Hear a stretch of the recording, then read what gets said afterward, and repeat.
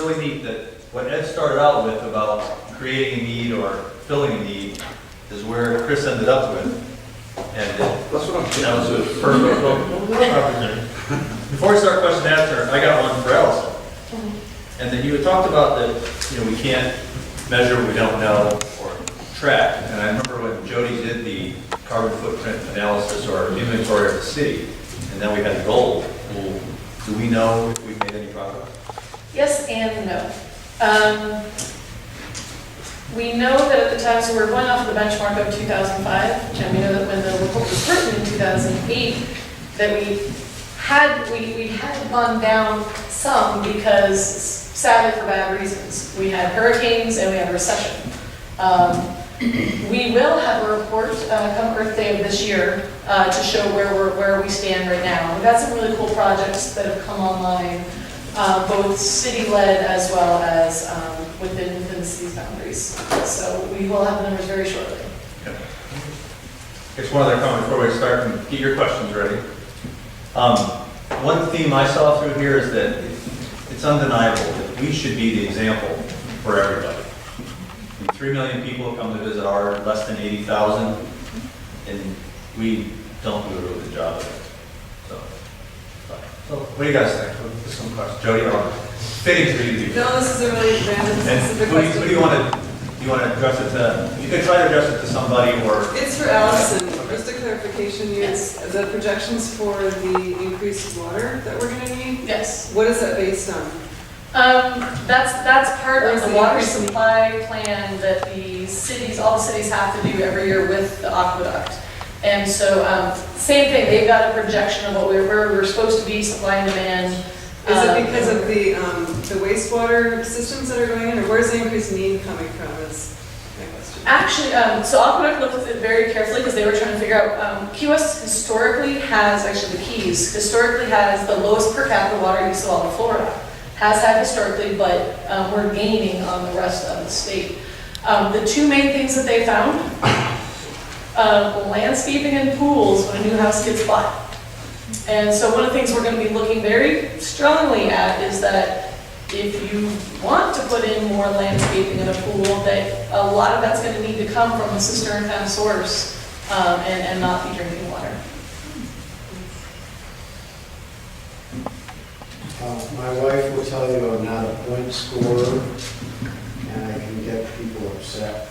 But I had a neighbor who pioneered converting cisterns to what are called coasterns to capture rainwater and use it for irrigation. And that was Brandon Wagner.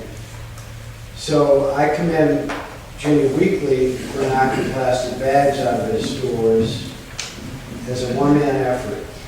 I commend Chris for bringing a bag, which we all carry. I think all of us carry cloth bags now into the market. I count 8 plastic water bottles at a marine sanctuary sponsored event and a vending machine out there for water in plastic bottles, when we all know that plastic in the ocean doesn't do us any good. So I would like to put that little prod into all of us to push the sanctuary as a leader to get rid of the plastic bottles. Worthwhile. I'm going to put this into a question because he raised something. And what do you explain? What's the difference between a cistern and a coaster? I've not heard the term I coaster, can- but okay, basically, It was a Go ahead. laborious process. He's a- It was refused at the county health village. Fran had to go to Tallahassee to prove, he was an engineer, to prove that you could sanitize an old septic tank. Oh, A septic tank, that's where the beginning was, to provide water clean enough, actually to drink, but to use for irrigational purposes. And so they then made the term coaster out of septic tank and cistern and so forth. Ed, you had a comment? I just want to get back to plastics for a bit, and reduced use of plastics is something that is just not inherent in our species. It has to be sold like beer and toothpaste. And that was the message that I was trying to provide tonight. There are different reasons why people do this. I mean, you'll never see me at Publix without a cloth bag.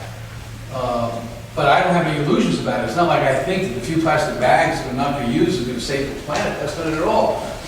It's the psychological superiority that I feel when I do it. Try it. Just try it. You go there, you have the plastic thing. I usually get the bag with a large loop so I can put it over my shoulder, much more efficient. And I look for my friends, and I look for the nod. The people that are not using a cloth bag will run in terror. They don't want to see me because, why? I have that psychological superiority position. But, I mean, subconsciously what I'm doing is next Sunday, Jody Smith Williams or Allison Higgins see me and give me that nod. That legitimizes my efforts. But that's it. What am I doing it for? Am I doing it to save the planet? No, I'm doing it for a psychological advantage. So while we're doing all this, we have to understand what motivates people, the modification of behavior, and sell it. That's what we have to do to get to where we want to be. Thank you. Well, that was great, and I'm going to walk away with psychological superiority, and I now feel guilty to finish my water. Ann? I just wanted to mention something kind of mildly. The examples you used, seat belts, smoking and so forth, almost all for our nation have had a medical underpinning. In my younger years, I used to walk with a lady friend who introduced kidney transplantation to Illinois. And we would hand out transplant cards to motorcycle riders. The reason the helmet laws ultimately got passed and seatbelt laws were heavy amounts of data about death rates if you didn't wear a seatbelt, and if you were a motorcycle rider and didn't wear a helmet. There was a medical underpinning. The anti-pollution laws, the strict laws in California and others, have a strong medical underpinning. A lot of data has been provided to people about particulate matter. You may remember lead in gasoline. The reason lead limits were put in was there was strong medical proof about what lead does to the developing brain. This has been very influential, of course, in our water supply. One thing that mystifies me is that fluoride very much helps when children are developing teeth. And now what are we doing? We're giving little children bottled water so they don't get fluoride. But I think that's going to get bigger. And the medical information on certain types of plastic has caused that to stop being used in bottles and things that children have access to.